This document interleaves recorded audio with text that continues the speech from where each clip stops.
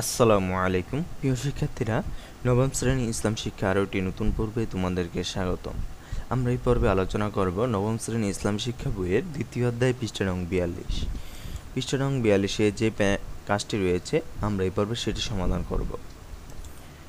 কাজটি হচ্ছে প্যানেল আলোচনা। সঠিক নিয়মে জাকাত প্রদান করলে আমাদের সমাজের সাম্য প্রতিষ্ঠিত হবে। উল্লেখিত শিরোনামে আলোকে শিক্ষকের নির্দেশনা মোতাবেক তোমরা প্যানেল আলোচনা করে উপস্থাপন করো। চলো যে কাজটি রয়েছে এটির উত্তরমালাটি আমরা দেখি। নমুনার সমাধান। মডারেটরের বক্তব্য। প্রিয় সহপাঠীবৃন্দ, আসসালামু আলাইকুম।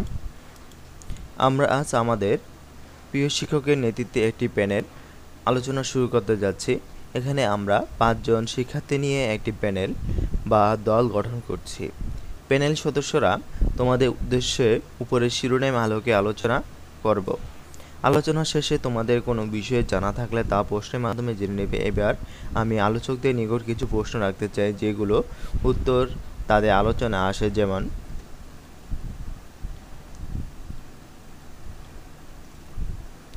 1. জাকাত কার হক? 2. ধনীদের সম্পদের কাদের হক আছে? 3. জাকাতাতে কাদের সম্পদ পবিত্র হয়?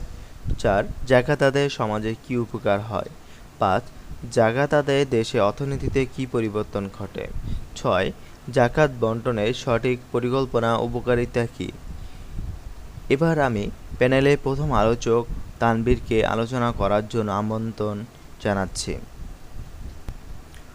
প্রথম আলোচক তানবীর। আজকে এই প্যানেল অনুষ্ঠানে সম্মানিত সভাপতি, আমার সম্মানিত শিক্ষক, মডারেটর, প্যানেল আলোচক এবং আমার শিক্ষার্থী বন্ধুরা, আসসালামু আলাইকুম। প্রথমে আমি আল্লাহর শুকরিয়া আদায় করছি এবং আমাকে আলোচনায় অংশগ্রহণের সুযোগ করে দেওয়ার জন্য প্যানেল অনুষ্ঠান কর্তৃপক্ষকে ধন্যবাদ জানাচ্ছি।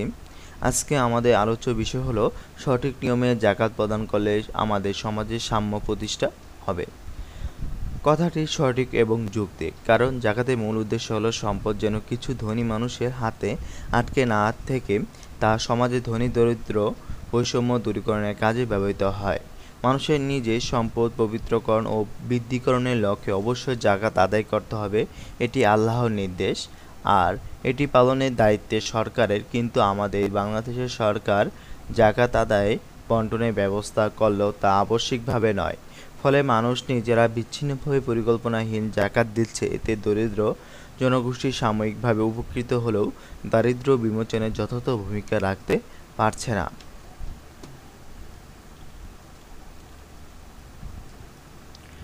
সঠিক পরিকল্পনা করে জাকাত দিলে সমাজে প্রকৃত দারিদ্র থাকে না। দারিদ্র ব্যক্তিকে এমন পরিমাণ জাকাত দেওয়া উচিত যাতে তার কর্মসংস্থানে প্রয়োজনীয় ব্যবস্থা হয়, যাতে তাকে আর দ্বিতীয়বার জাকাতের মুখাপেক্ষী হতে না হয়। সরকারের সুষ্ঠু পরিকল্পনার মাধ্যমে এটি সম্ভব। ব্যক্তির ইচ্ছার উপর ছেড়ে দিলে দরিদ্রতা কখনো সচ্ছল হতে পারবে না এবং জাকাতের লক্ষ্য বাস্তবায়িত হবে না। জাকাত হাতে উৎপাদন বৃদ্ধি পায়, কেননা গরিবের হাতে যখন টাকা যায় তখন তাদের ক্রয় ক্ষমতা বেড়ে যায়, তারা অধিক কেনাকাটা করে, এতে পণ্যের চাহিদা বাড়ে, বেশি বিনিয়োগ করতে হয়।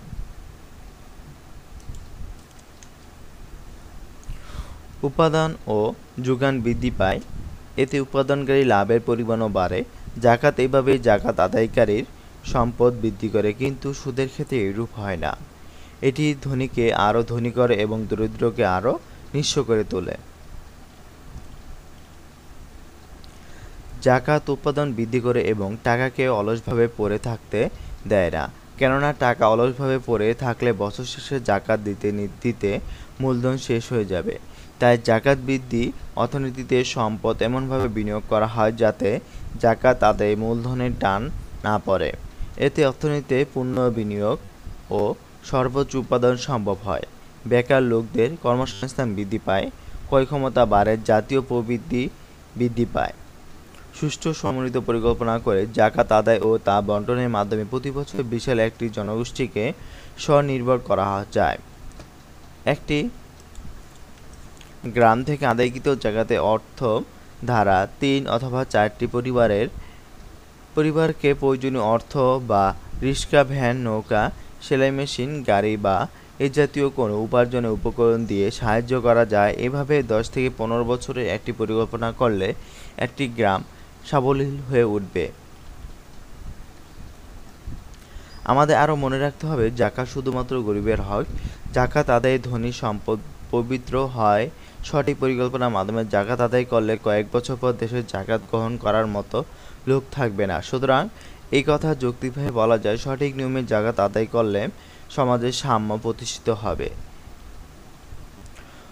প্রথম আলোচক আলোচনা শেষে এক এক করে অন্যরাও আলোচনায় অংশ নেবে।